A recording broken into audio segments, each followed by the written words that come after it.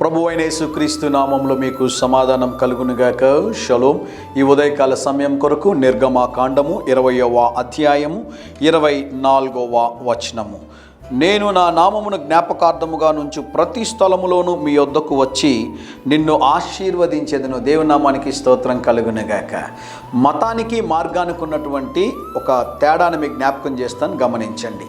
మతంలో మనిషి దేవుణ్ణి వెతుక్కుంటూ వెళతాడు, అయితే మార్గంలో దేవుడే మనిషిని వెతుక్కుంటూ వస్తాడు. ప్రపంచంలో ఉన్నటువంటి ప్రతి దేవుణ్ణి మనిషి వెతుక్కుంటూ వెళుతూ ఉన్నాడు ఈరోజు. అయితే తన నామమును జ్ఞాపకము చేసుకున్న ప్రతి స్థలంలోనికి దేవుడే దిగొచ్చేటటువంటి గొప్ప ఆశీర్వాదము మన ప్రభువైన యేసుక్రీస్తునందు మనం కలిగి ఉన్నాం. దేవుని నామానికి స్తోత్రం కలుగునుగాక. నీవు ఆయన్ని వెతుక్కుంటూ వెళ్ళాల్సిన అవసరం లేదు.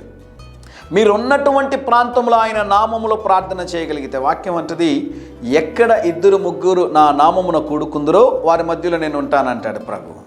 ఆయన నామమును నువ్వు ప్రార్థన చేస్తే, ఆయన నామమును నువ్వు జ్ఞాపకం చేసుకుంటే ప్రభు మన మధ్యలోనికి దిగొస్తాడు. దేవుని నామానికి స్తోత్రం కలుగునుగాక. ఎంఐ గ్రామానికి వెళ్తున్నటువంటి ఇద్దరు వ్యక్తులు, ఎంఐ అనే మాట చాలాసార్లు జ్ఞాపకం చేశాను. దాక్కునేటటువంటి స్థలం.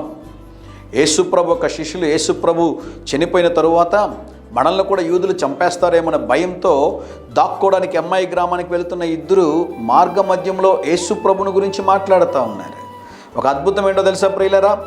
ఆయన మూడో వ్యక్తిగా వారి మధ్య సంభాషణలో వారితో పాటు అడుగుల మీద అడుగులు వేసుకుంటూ వారి సంభాషణలో ఆయన కూడా కలుసుకున్నట్లుగా మనం చూస్తూ ఉన్నాం. దేవుడు కూడా మాట కలిపాడు వారితో పాటు.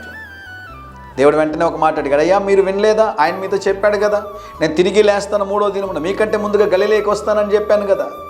గమనించండి ప్రియులరా, ఈ ఉదయకాల సమయంలో మీరు ఎక్కడున్నారో ఆ ప్రాంతంలో మోకాళ్ళొంగి, ప్రభువా నన్ను ఆశీర్వదించిన ఆయన అంటే ఆయన సన్నిధిని మీరు ఇప్పుడే అనుభవించగలరని దేవుని సేవకుడిగా తెలియజేస్తూ ఉన్నాను.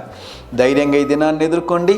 దేవుని సన్నిధి మీకు తోడుగా వచ్చునుగాక. ప్రియ పరలోకపు తండ్రి, మేము ప్రార్థించిన స్థలంలో మా యొద్దకు వచ్చి మమ్మల్ని ఆశీర్వదించి విడిపించి బలపరిచి స్థిరపరిచే దేవుడవు నీకు స్తోత్రం, స్తోత్రం నాయన.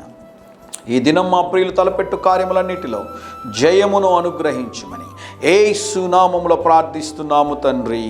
Amen, amen.